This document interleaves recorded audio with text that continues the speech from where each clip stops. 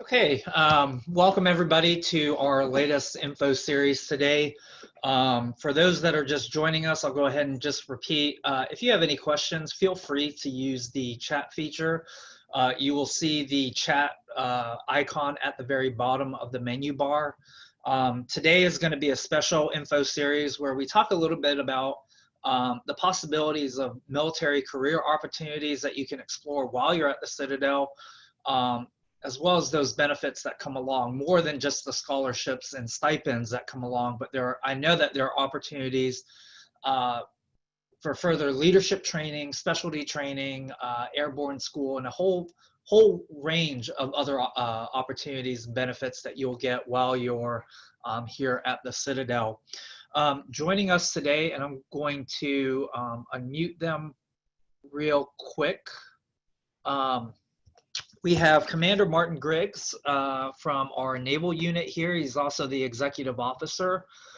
So he's joining us today. Sorry, Commander Griggs, I'm just trying to find you over here. Okay, Martin. And then we've got Miss Rachel Loomis, who is from our Army unit, I believe. Trying to unmute you there. We have Mr. Tim Terese. I'm sorry, we have Captain Loomis from the Air Force. My apologies. We also have Major Capt Thurber from our Air Force unit. Where did you go? Great. Is there anybody else that is joining us other than I believe I have everyone. I apologize if we have other cadre that's joining us. Please just go ahead and shoot me a message if you're joining and I need to unmute you as well. But what I want to do here is move into a conversation, I guess, talking a little bit about your own journey, your rank, branch of service, and your role within the ROTC unit here on campus. And Commander Griggs, if I could ask you to start. Sure. Good afternoon. Thank you for everyone for having us here. And my name is Commander Marty Griggs.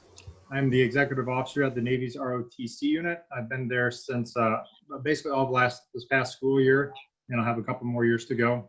I received my undergraduate degree from the University of Florida as an aerospace engineering degree, and used that. I figured I needed that degree to be a naval aviator, and that's what I did in the Navy for about as long as they would let me. I flew helicopters for the Navy.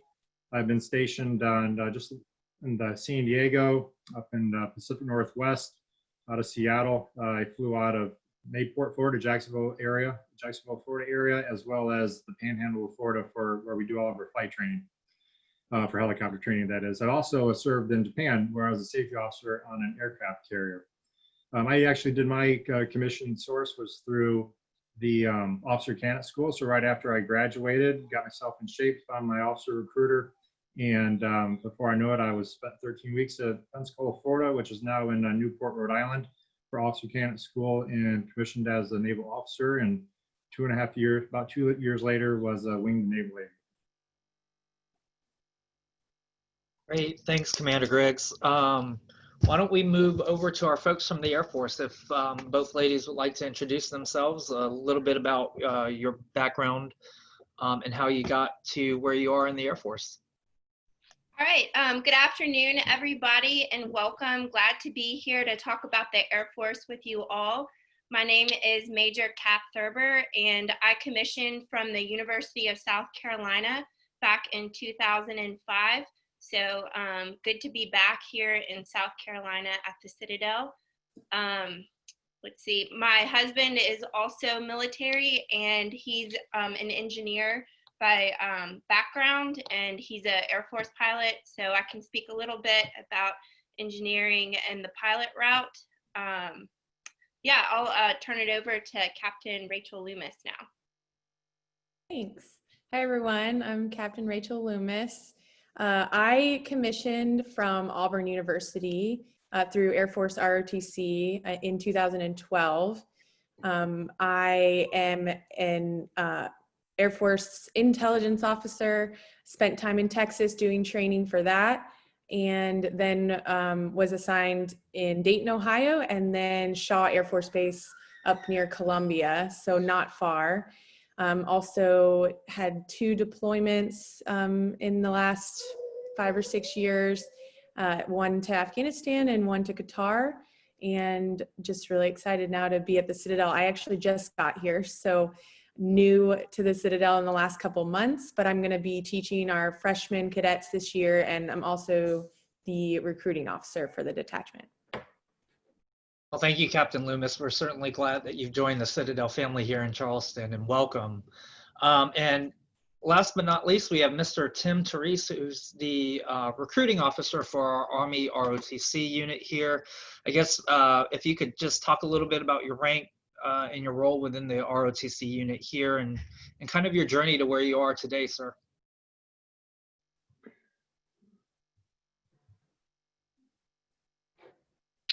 There we go. I needed to get unmuted, sorry.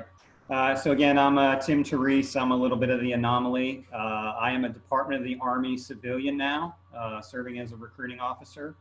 I'm originally from Texas, but I am also a Citadel alumni. I graduated the class of 1997. I was commissioned on active duty and served just over 20 years in the infantry, with tours all over Iraq, Afghanistan, and then my undergrad degree is political science with foreign policy as my focus, and then my master's degree is in international relations. So not much in engineering there. My brother was the West Pointer who had aerospace engineer, so I say he got the brains, and I kind of just had the knuckle dragging infantry. So I like to break stuff and blow things up. So. Which is Who doesn't? We'll talk a little bit about that, and as positions come available for the Army. As we continue. Great. Well, thank you all for taking some time out of your busy schedules here, getting prepped for the start of the fall semester. I guess, you know, me coming to the Citadel as an outside person about 1.5 years ago, I thought everybody was on track to serving in the armed services branches, but that's not the case. I quickly discovered there were some of those that were going to commission and become a part of a service branch after graduation, and then there's some students that were just going to graduate and go into the workforce. I guess, can you talk a little bit about the different routes to commissioning and what the experience is like for students at an ROTC? From my understanding, every student has to be in an ROTC unit here, but what's the difference between those that are contract versus non-contract? And I know that that was a ton of questions all in one phrase. So Commander Griggs, if we'll go with you first, sir. Certainly, thank you for that. And right there, for the ROTC scholarships for the Navy unit, you either start out as a 4-year national scholarship awardee, and that's a process that you begin in your senior year of high school. So if you're lucky to get that, then great. Otherwise, if you didn't get that, then you can apply for a 3.5-year scholarship, which is a very similar process to the 4-year scholarship, where you go to a selection board, and if that doesn't take place, then let's say you don't get selected as a 4-year national scholarship to begin with, and you can still be part of our unit as a non-contract cadet, and with that you earn a way, you can work your way into to earn a scholarship as a midshipman. So the scholarship opportunities are a 3-year scholarship, besides the 4-year and 3.5-year, a 3-year or a 2-year scholarship, which you would receive, for example, if you were a freshman and we would put you in for a 3-year scholarship. There's not a real long process for that. It's really just upon the unit based off your grades, your PT scores, and how we rank you in our unit. And from there, it goes into a system, and you're selected or you're not. And then you would pick up a contract, and you would find that out early on, or sometime during the course of the summer, mid to late summer. And at the beginning of your sophomore semester, you would swear in, take the oath, and become a midshipman. And similar to that, for a 2-year scholarship after your sophomore year. You would pick up a 2-year scholarship, and so those scholarship opportunities, what they give you is a tuition, books and fees are paid for. You receive a stipend as well. I think it varies depending on how many years you've been in, whether freshman, sophomore, junior, senior, but it's generally about $250 a month. There is an opportunity that's called advanced standing. If that goes along with the 2-year scholarship, if you don't get picked up for a 2-year scholarship, you can still get a path to commissioning with something that's called advanced standing. You don't get the full tuition, books and fees. You do get a stipend though. And but the most important part of that is that you would get a path to commission. You would commission as a naval officer. And when you are part of our unit, whether you're a contract or not a contract, the things that you're expected to do are take part in we have leadership labs on Monday and Thursday afternoons at 1600, 4 o'clock. We also have PT sessions on Wednesday mornings. That's how it generally is during COVID, some COVID environment. We're still working out logistically how we're going to conduct these things, but in general, that's what we typically do. So those are that's the main benefit of holding a contract is certainly that path to commissioning. If you get a commission as a naval officer, you're required, the commitment is 5 years. The only exception to that is for naval aviation. If you are an aviator or a pilot or a naval flight officer, your requirement is 8 years after you get your wings. So generally flight school is about 2 years long. So you would be looking at about a 10-year commitment to the Navy if you go that route.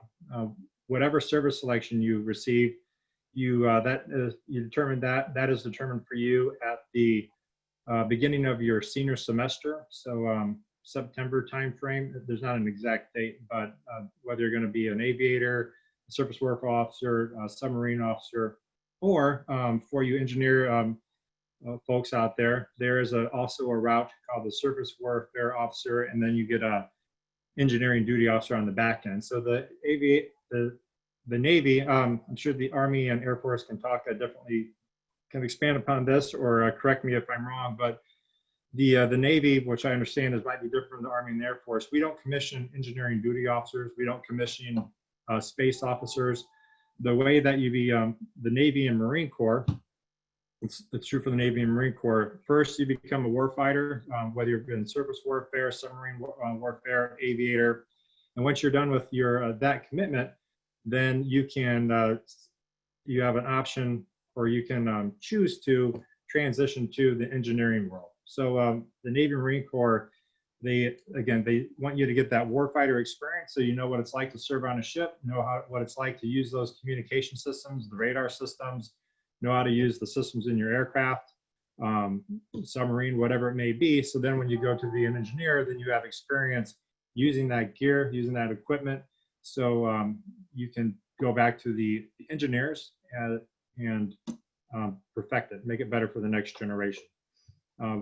One path to commissioning, though, that is slightly different and has a direct path to becoming an engineering duty officer is the surface warfare officer route with an engineering duty officer on the back end. So what happens there is you select as a surface warfare, and you know this right away when you're commissioning.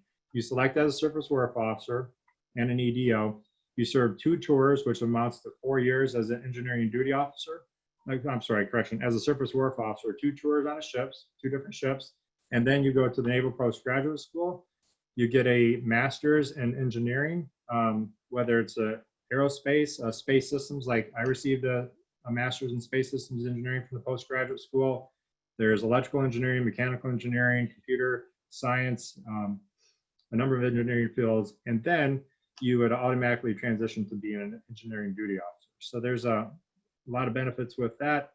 For the most part, engineering duty officers don't deploy, which that's certainly people like that benefit after they've deployed a couple times on a ship. Then there are opportunities to deploy as engineering duty officers, but for the most part, you are working at it's called what used to be called SPAWAR, or some sort of engineering offices throughout the country, throughout the world for that matter, to build the future generations of equipment, ships and aircraft, submarines for the Navy and Marine Corps. Thank you, Commander. Let's go to our folks over at the Air Force unit. If you ladies wouldn't mind talking about the different routes to commissioning via the Air Force, and I guess the benefits of holding a contract and what it means for students, the time commitments and the responsibilities. Captain Loomis, I've got your message and you are now unmuted, ma'am. Thank you. Sorry, I had to remute because I have a 6-month-old that just learned how to use his voice. But yeah, so I'll give you guys a quick overview of the Air Force program. Some similarities to the Navy, but some differences. We also have scholarship and non-scholarship cadets. Most of our scholarship cadets are cadets that got scholarships from when they were still in high school. But we do have opportunities to apply for scholarships once you're already a freshman or even a sophomore. Whether you're on scholarship or not, you can still be in the program. You won't be contracted your first 2 years. But if you don't pick up a scholarship, you will contract the semester after your sophomore year. So the first semester of your junior year after you complete our summer field training program. If you are a scholarship cadet, you'll contract basically immediately after accepting that scholarship. So for our high school folks, they'll contract getting here their first semester freshman year. And then anyone who earns that scholarship while they're already in college, they will contract that next semester. We do have similar benefits for our contracted cadets. We have the monthly stipend, we have some uniform allowances, as well as book allowances and things like that. But once you are contracted, whether you're scholarship or not, you're eligible for those perks as well. So once you're contracted as a junior, even though you're not on scholarship, you're still eligible to get that stipend. So that is good. Let's see, you can commission directly out of Air Force ROTC as an engineer. We do have engineering career fields. We always need engineers in the Air Force. And if you have an engineering degree, you're highly likely to get that as your career field if you want it. But if you don't want it, you're also eligible to apply for any of the other career fields, including pilot slots. So you're not tied in or you're not locked in necessarily to being an engineer if you have that degree, but it definitely helps. We have similar requirements in that we have a lead lab once a week for all of our contracted cadets, or any cadets that aren't contracted yet but plan to pursue a commission.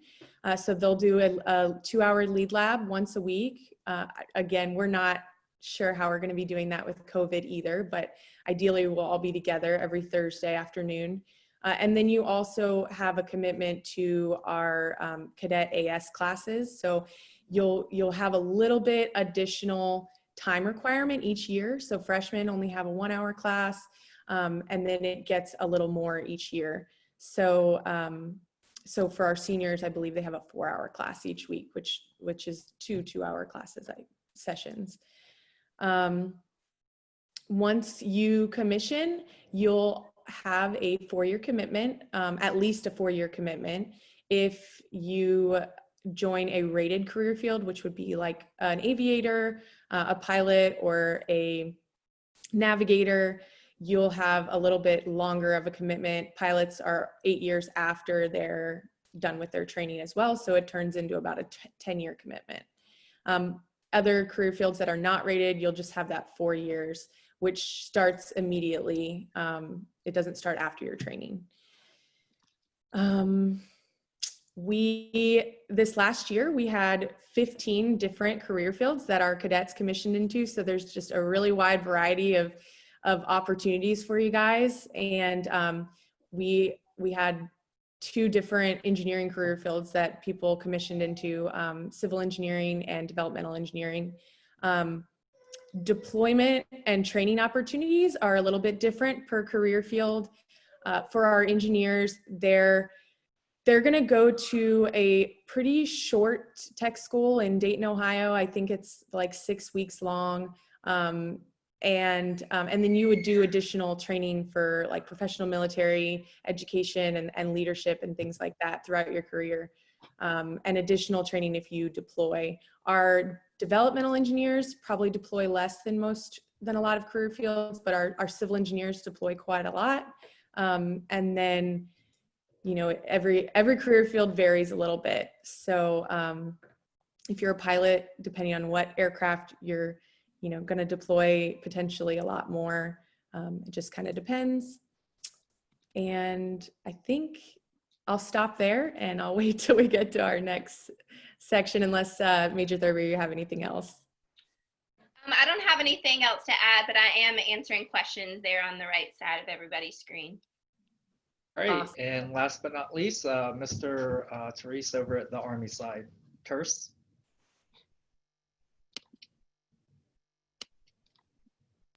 Okay, thank you. I keep muting myself because I have kids running around as well. So we have a couple different paths, and they are unique to the Army. The first thing is we do have our contract, which is anyone who is going to commission is generally what we say. And we use the term contract because that's what it is. It's basically a legal document that you are entering military service. So upon graduation, you will be commissioned as an Army officer. To break those down, we have contract with non-scholarship and then contract scholarship. I'll talk the contract non-scholarship first, just because that covers everybody, and then we'll mention the scholarships. Army ROTC is broken down into 2 phases, basic and then advanced. Everyone at the Citadel will take 2 years of ROTC, whichever service. But for the Army specific, that's freshman, sophomore year. And why I mention that as well with the contract non-scholarship is you're able to contract with us to seek that commission beginning sophomore year. As a senior military college, we're one of the few that can do that. Advanced ROTC is heading into junior and senior year. It just gets a little bit more involved with what you have to do. And you would also then attend a summer camp between junior and senior year, Army ROTC Advanced Camp at Fort Knox, Kentucky. And that is where you get assessed. And just like all of the services, your college students, so your GPA is the #1 thing that's going to be looked at, your physical fitness, and how well you perform with your leadership potential. That's going to determine your component, and that's the first rating that you would receive after advanced camp. Your components and why we're a little different is because we not only commission into the active duty, but we can commission into the reserve component. And the reserve component includes the Army National Guard and the Army Reserve. National Guard primarily being state focused, and Army Reserve primarily being federal focused to augment the active component.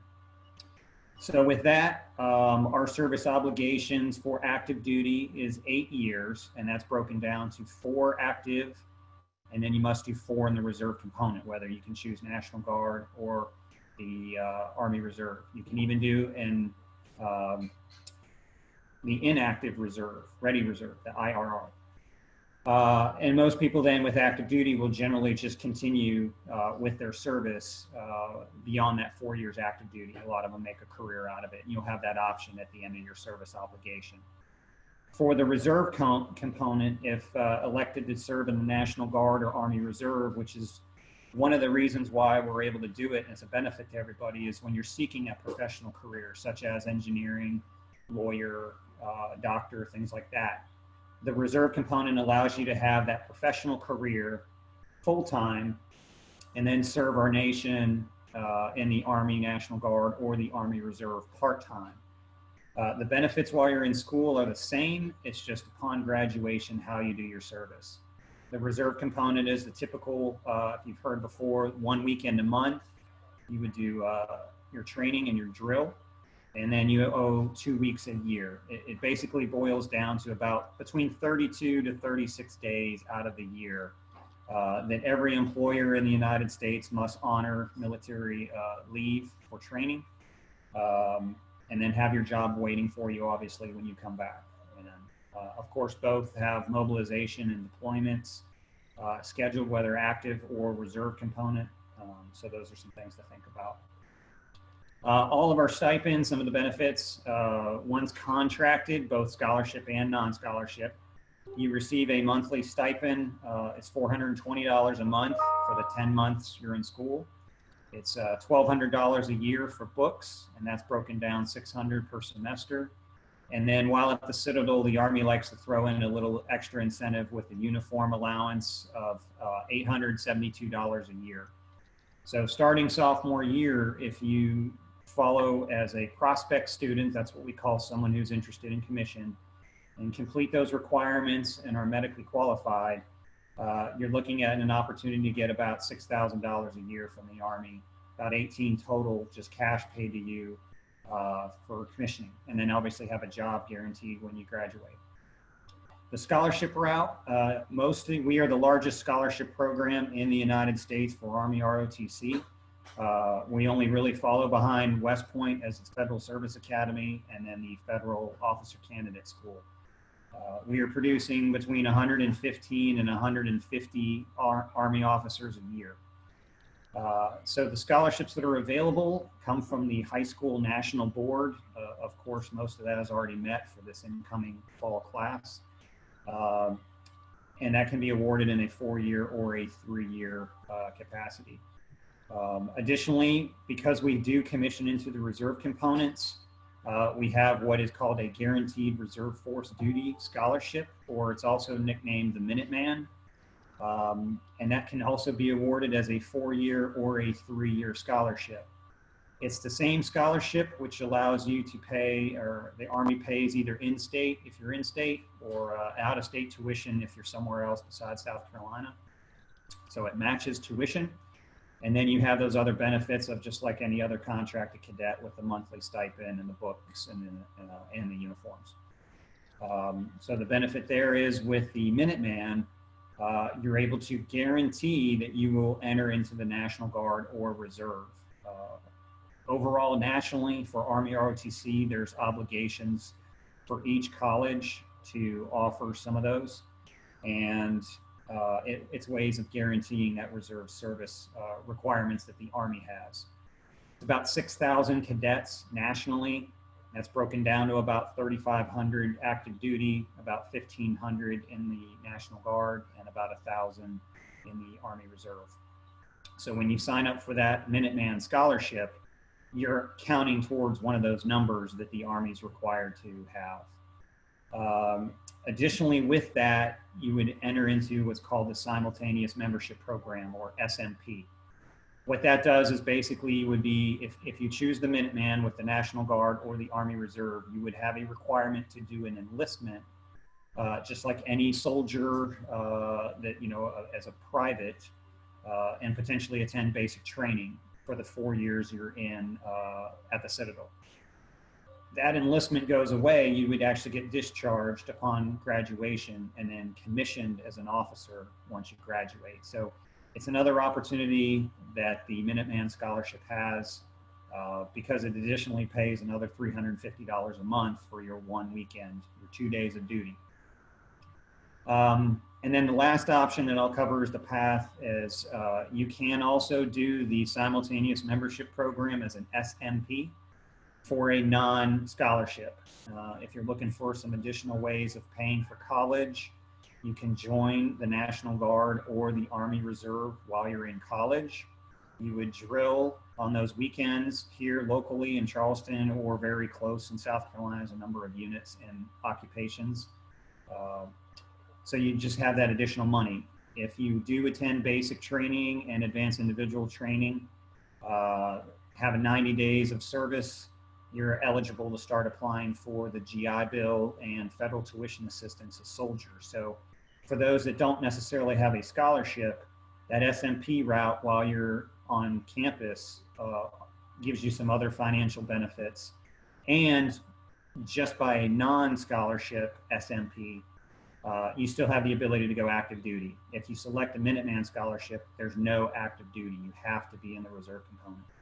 But just with the SMP enlistment, you can still request active duty. So a number of different paths to kind of get you to your ultimate goal as far as commissioning. And I'll hold for the next from there. Well, great. Thank you all. We've certainly covered a lot of territory in our 30 minutes so far. I want to pause there and see if anybody has any questions about anything that they may have heard that we've covered so far. Again, this is going to be recorded and posted to our YouTube channel. So if there's something out there that you heard that you want to go back and rewatch, this will certainly be available to you all. But again, I want to pause here and see if there's any other questions. We've been getting a number of questions about ROTC scholarships, what they can be used for, and the application process and some of the requirements. I know that grades and PT scores were mentioned. Major Thurber also talked a little bit about a commander score. So why don't we backtrack on that and talk a little bit more about the requirements for the scholarships and what students can be doing to be competitive in those, I guess, would probably be a good place to start.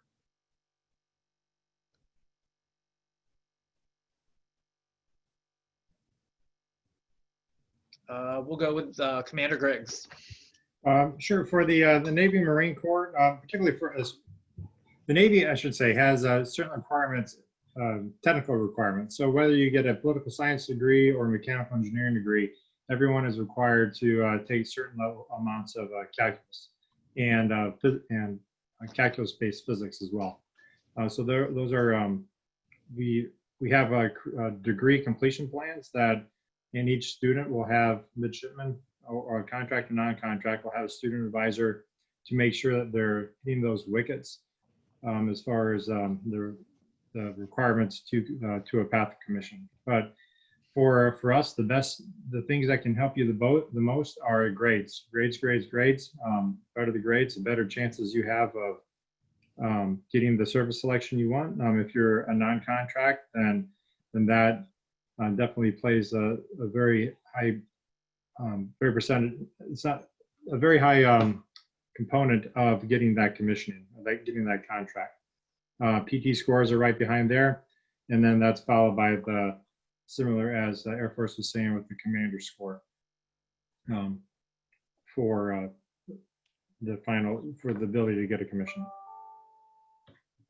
And why don't we go to our folks over at the over at our Air Force unit? What would you say would be the biggest things students can be doing to be competitive for those ROTC scholarships and selection?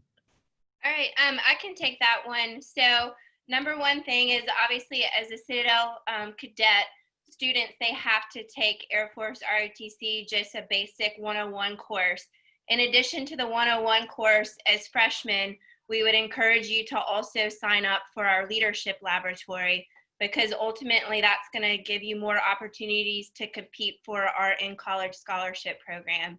So for the in-college scholarship program, we have an opportunity for a 3.5-year scholarship the second semester of your freshman year. And so we base that primarily off of your leadership potential as demonstrated in our leadership laboratory.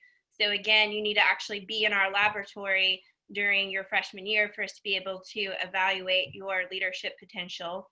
Then similar to the Navy and what Commander Griggs talked about is GPA is going to always be important. So you're here at college to focus on your academics, and we value that in an Air Force officer. And then physical fitness is another component. Also, we have what's called an Air Force officer qualifying test, and that 3.5-year scholarship, your score on that could go into play for that 3.5-year scholarship. For other in-college scholarship opportunities, we have one your first semester of your sophomore year. And again, it's the same thing that you are competing on during your freshman year, your commander's ranking, so your leadership performance, as well as your GPA and your physical fitness. Capt Loomis, did you have anything to add? The only thing I saw someone wrote a question about a 5-year program. The only 5-year programs would be for correct me if I'm wrong, Major Thurber, but would be for high school scholarship recipients with technical degrees. They do have some 5-year scholarships. For in-college scholarships is 3.5 would be the max in college scholarship. Correct. So a student could take up to 5 years to complete their degree. We would allow that, but you're not necessarily going to have that full 5 years covered by a scholarship. And that's the same for the Navy as well. The Navy will pay for, Navy Marine Corps will pay for 4 years of scholarship, but not more than that. And then Mr. I'm sorry. Is it Terese? You're on mute, sir. No problem. It is Terese. Terese. Okay, So everybody, great. I know it's a tough one. I always just say, if I'm introducing myself, it's like saying Reese's Pieces. So it's Terese. And I'm laughing because I also, like, a little side note, Commander Griggs and I are actually next door neighbors. So we're probably looking out his window. Yeah, he's looking at his window, I'm looking at my window. So we're like literally probably 100 feet apart from each other. But overall, to answer the one question, the Army will probably not support a 5-year program. There are some circumstances in which they will, but generally at the Citadel, not. It's at max with a 4-year scholarship, the payment is planned for 8 semesters. And with a 3-year scholarship, it's planned for 6 semesters. One additional thing I forgot to mention is we also have a grad school opportunity, so that when we have sometimes cadets continue on with their education, and there's opportunities to even have grad school commissions, or even some apply for scholarships for grad school specifically. And if that's something to progress after graduation, there's also a way of having an education delay so that you could pursue a grad school or some additional professional training. Example would be medical school. You would leave your undergrad and go to medical.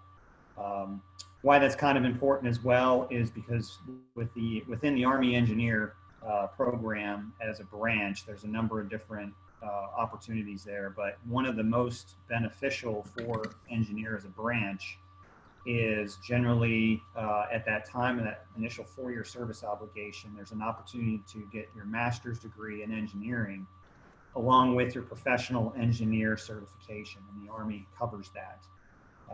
So generally between that 4 and maybe 5th year mark, while you're serving, you have that opportunity to get your professional engineer and a master's degree paid for by the Army. So it's another one of those benefits, especially if that's a route you're interested in. Oh, that's great to hear. We've got a really good question from our chat from Nathaniel. He's asking what other extracurricular programs, such as the Airborne Ranger Club, Ranger Challenge Team, and I think Airborne School's in there as well. I know that there's opportunities for cadets to do those sorts of trainings over the summer. Can you talk a little bit about what that's like for Army ROTC cadets? And sure, I'm just catching up on that one too. I was answering some others. So just like all the ROTCs, there's a number of extracurricular activities.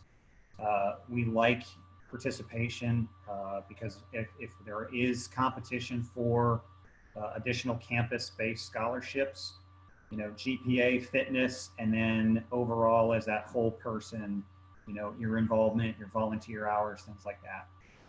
The Army Department specifically has a number of clubs available.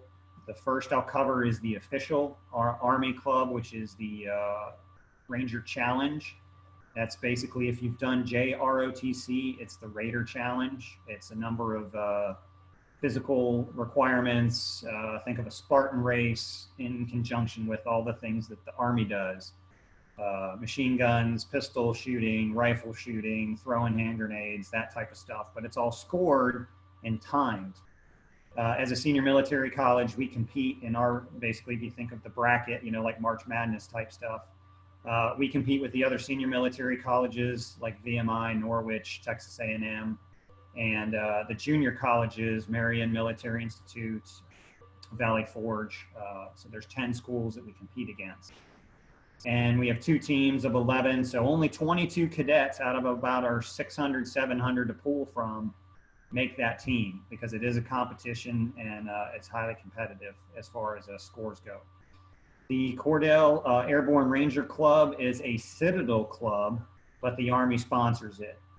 So what that means is, you know, there's a number of clubs, anything from the chess club, the auto mechanics club, the rugby club.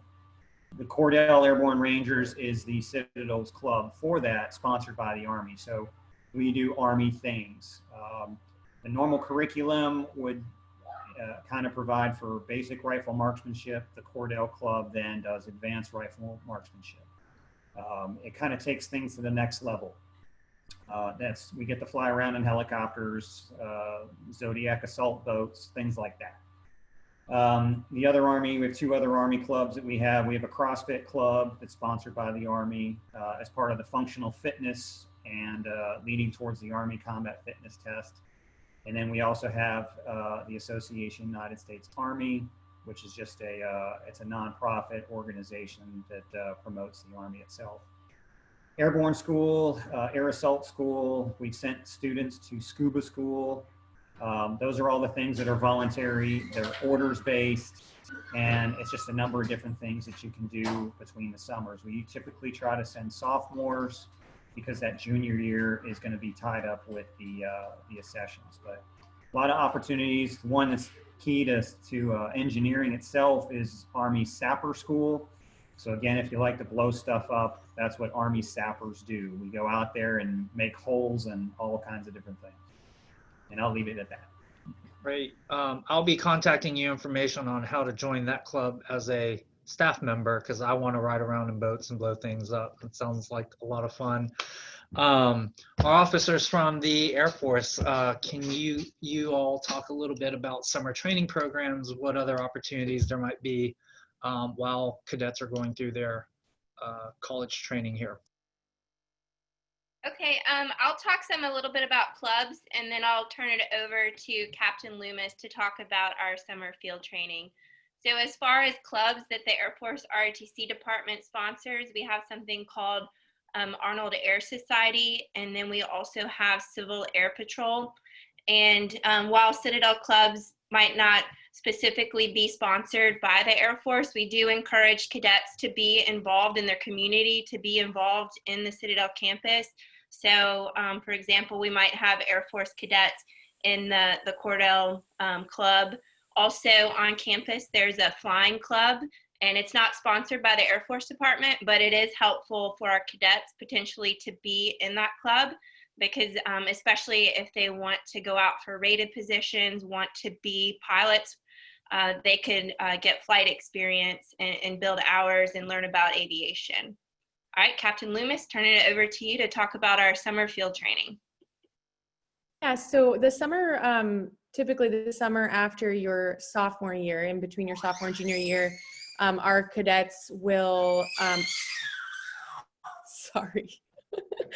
will attend a summer field training program. There's actually an application process to even get a slot to be in this program, which uses the same ranking system that Major Thurber already discussed, and how you're competitive for scholarships. It's the same for enrollment allocations for field training.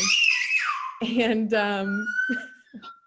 I promise he's not in distress. He's just learning his voice. Anyway, it's a 14-day program. You're gonna go to Maxwell Air Force Base in Montgomery, Alabama. Beautiful, hot and humid. And you'll do half of the program in garrison there, and then half the program in the field, if you will, in sort of a fake deployment environment. They'll be evaluating leadership potential while they're there, and then they'll come back, once they graduate, they'll come back and be able to contract with Air Force ROTC. And we do have a couple other opportunities.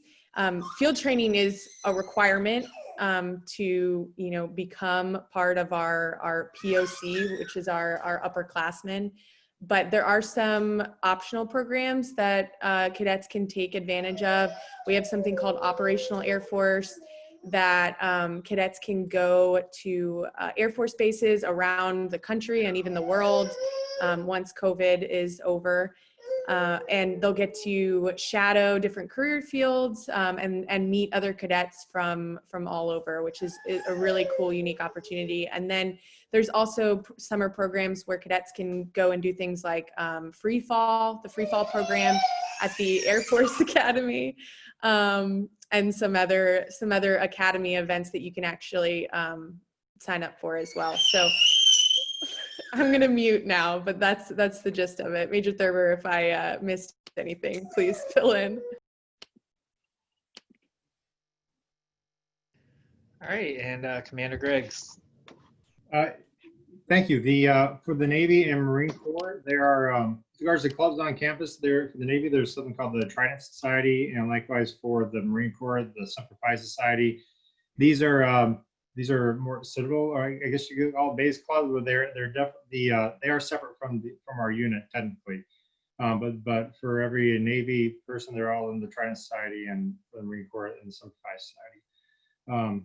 That's that. With regards to the summer training, though, prior to your freshman year, if you're a 4-year National Scholarship awardee, you would go to something called New Student Indoctrination. This is actually a new program for the Naval ROTC units, and or soon to be midshipmen.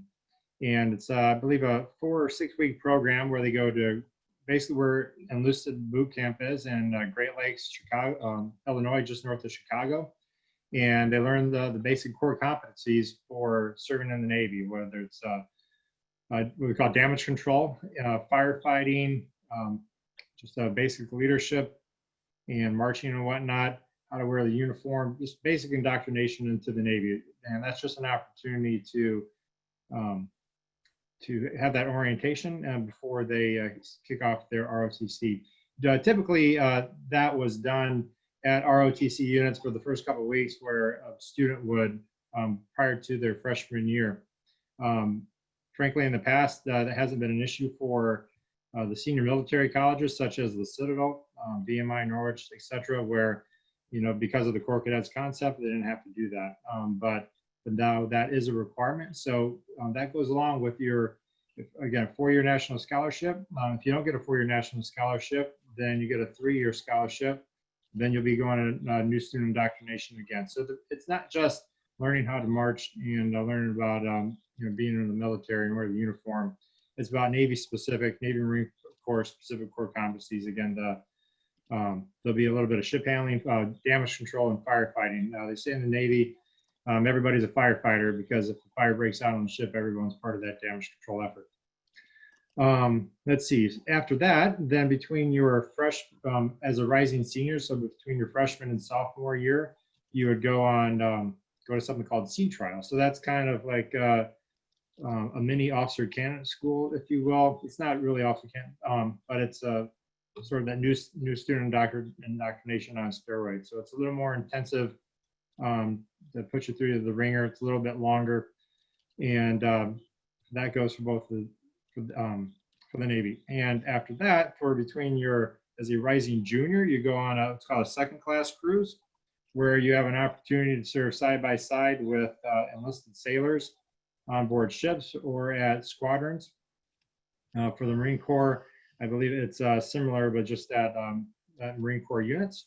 And as a rising senior, so between your junior and senior years, you would go on a first class cruise, where you deploy on Navy ships or actual squadrons, and you become running mates with officers at that point. So you kind of learned initially, again, the running mate with an enlisted sailor to kind of get their perspective, and then the next year from junior officers on what to expect soon after you commission.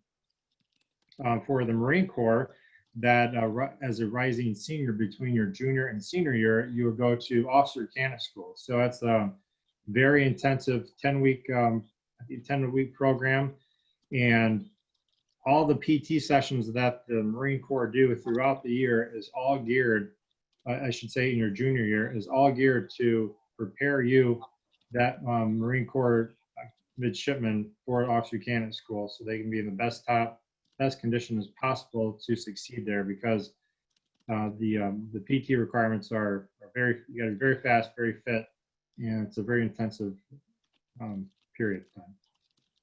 And then after that, you commission as a naval officer. Awesome. Well, we are approaching the 1 hour mark here. Again, I know that we've covered a lot of territory for those that are trying to keep up with us on Zoom, and I see a number of people have joined us by phone. What we will do is I will get contact information for everyone and then send that out. I think that there are unit email addresses for each of those, and we'll certainly make sure that that information is shared. So if you have questions after digesting everything today, or there might be some questions that you're just not comfortable posting, we want to give you an opportunity to email us separately. And again, 100% of questions asked will get an answer to, because we want to make sure that you guys have the latest and greatest information as you guys start in your first year at the Citadel. Are there any other questions out there? I see that we've got a good, robust number of questions on the chat.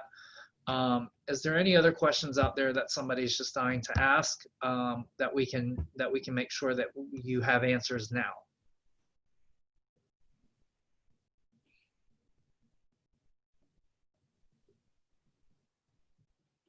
Okay, and I'd like to just brag on our Army ROTC unit, something that Mr. Terese said earlier about the competitions. For the past couple of years, we've had the top 10 students ranking in ROTC here at the Citadel. And actually, it was either 2 or 3 years ago, the second highest ranking cadet was actually an engineering student. And so we're proud of our own student here, Matthew Wilder, who took that 2 years ago, and we're still very proud of him. Again, we've got just a few more minutes. If you guys have any questions, we'd love to answer those now.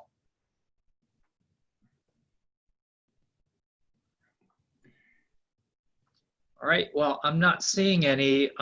If you guys, could I ask each of you to just kind of leave your final thoughts? Any last tips for our incoming freshmen? Sure, I'll take that. And Commander Marty Griggs here from the Navy's unit. I want to expand upon the engineering field just one more time. Again, we're fired first, and but there's a couple of different routes. There's an engineering duty officer, and then there's what we call an AEDO, an aerospace engineering duty officer. So those officers that go through they're naval aviators, naval flight officers, or pilots for that matter. After their usually their first sea tour where they're flying, then they put in a package to transition to be engineers, and so they're working on aircraft, but ship systems with those radars, weapon systems, which was pretty dynamic, and particularly the space systems. I don't have the answers with regards to how that translates to the Space Force, but whether you're as an AEDO, aerospace engineering duty officer, you're not just working on aircraft, you're working on spacecraft as well, because the Navy is not just about boats and ships and aircraft, but we also have satellites and orbiting around the Earth that are communicating with all those ships and aircrafts, and SEAL teams that are out in the middle of the dirt, somewhere. And so that's all really super important stuff. So, whether you're an AEDO or you get a commissioning as a surface warfare officer with the option or the intent to become an engineering duty officer, there's definitely different routes to get there, to be an engineer. And having that engineering background is so great. We have a number of midshipmen that become from the mechanical, electrical engineers that didn't do engineering duty officer, that are now submarine officers. And that engineering program here is exceptional, and translates great for those that are going to the submarine, the nuclear power program as well, which is just up the road here in northern Charleston, so Goose Creek. But just for those listening, thank you for listening in. Congratulations to everybody, and Hope we'll see you around campus. Thank you. All right, we'll go to our folks at the Air Force. Last final thoughts. Okay, Major Capt Thurber here again, and I'll speak specifically to engineering a little bit. So last year we had 40 cadets commissioned in our program, and 4 of those commissioned as engineers. And all of those cadets, they got their top choice of career field. So it's highly likely, if you're an engineer major, that if you want to be an engineer in the Air Force, that's what you'll commission into. Also, our engineers, if they choose and want to compete for rated duties, for example, to become a pilot, sometimes that engineering background can be helpful in things like pilot training, that more technical mindset. So that's my comments for engineering. I'll turn it back over to Capt Loomis. Yeah, thanks for having us today. Please reach out to us if you have any other questions. I put all my contact info in the chat. So call or email us and we'll get you guys answers. And yeah, thanks. Mr. Terese.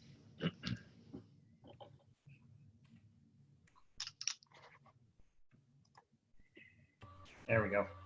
I'll close out maybe just the same thing, following suit, just speaking to engineers specifically.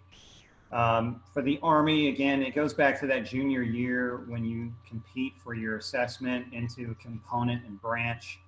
The Army has 20 overall branches that you're eligible for. So if you are an engineer but want to jump out of airplanes and be infantry, you can do that. You already have an interest in engineering, so you could also select engineer, but again, it is a selection. Typically as a senior military college, you know, of those 20, you'll rank order 1 through 20, what you want to do. And typically Citadel students get one of their top 3. Majority of them get their top choice. But again, it's always about performance, GPA, fitness, and the overall things you do as a cadet. But for engineer branch itself, a lot of opportunities, especially as you continue your service and you move into higher positions, gaining responsibility. One of those key things, again, is earning that master's degree, getting your professional engineer certification. And it's not just always combat engineers either, as far as digging holes and blowing stuff up.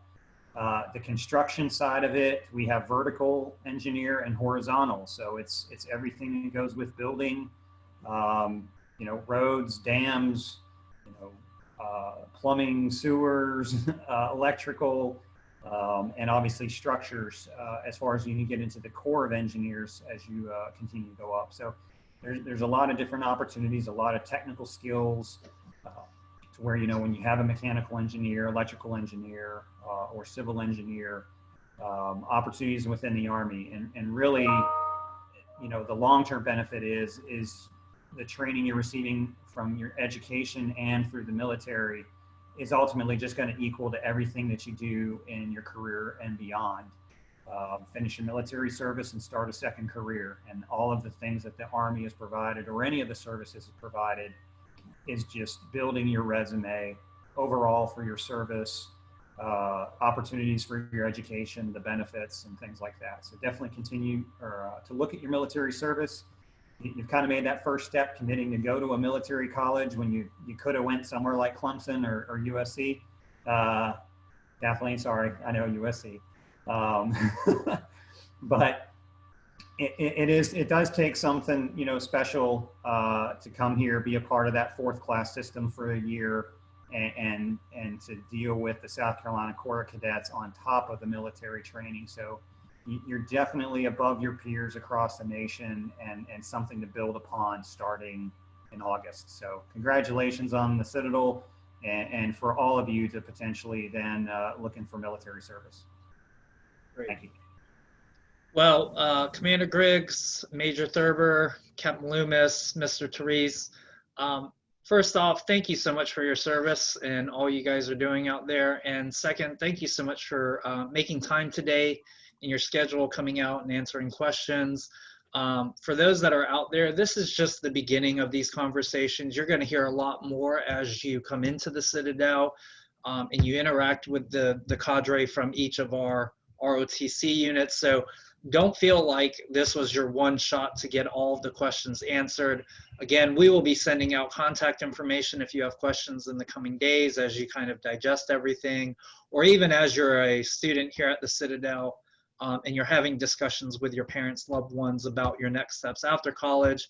These folks will be here all along your 4 years to answer questions and to connect you to the best opportunities possible. So with that, again, thank you so much for making time to come and speak to our freshmen, and we look forward to keeping in touch with you in the school year. For everybody else that's out there, again, a live posting of this will be shared on our YouTube video, and the links will go out, as well as the contact information to the folks that you've heard from today. Our last info series is actually going to be a 3-day info series special next week. Each department will be hosting questions and answers that are major and program specific. So let's say you're a mechanical engineering student, but you kind of are thinking about civil. So you're more than welcome to join both the civil info series and the mechanical info series. And again, that information will be shared with you via your Citadel and personal email addresses that we have on file. That will be Tuesday, Wednesday, and Thursday of next week, right here at 12 p.m. Eastern Daylight Savings Time, EDT. And again, if you have questions after today, everyone has my email address. Just simply respond to dscott2@citadel.edu. And we're here to answer any questions that you might have about ROTC or any of the incoming requirements or what it's going to be like at the Citadel. So again, everybody joining us today, thanks so much for joining. And we look forward to seeing you in the fall. Take care.